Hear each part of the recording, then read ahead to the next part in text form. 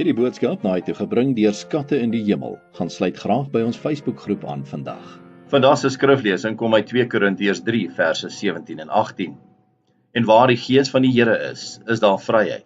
Ons word al meer verander om aan die beeld van Christus gelyk te word. Dit doen die Here wat die Gees is. Vandag se boodskap is getiteld Die asem van geloof. Die Heilige Gees wat God se teenwoordigheid onder ons is, maak dit vir ons as mense moontlik om aktief betrokke te wees by God se werk op aarde. Waarom? Omdat hy dit persoonlik opneem. Hy werk binne die harte van die gelowiges om God se visie van die koninkryk ook my visie te maak. Omdat die Gees sy asem oor ons blaas, word God se visie van hoop ook my visie van hoop vir almal. Daarom word die lyding van hierdie wêreld ook my lyding, en sal ek alles doen om die pyn en lyding van diegene wat God oor my pad bring te verlig.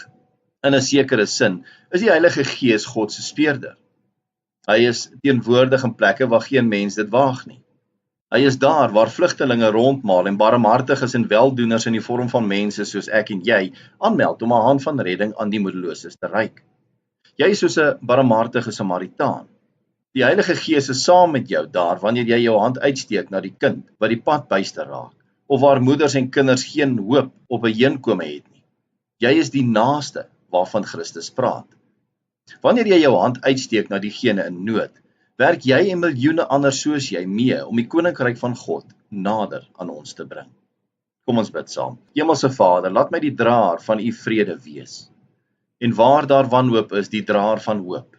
En waar daar duisternis is, die lig. En waar daar hartseer is, slegs vreugde. Ons bid dit in Jesus naam. Amen. As jy soortgelyke boodskappe wil ontvang maandag tot Vrydag, sluit aan by ons WhatsApp broadcast groep. Stuur net jou nommer na 072 581 2973.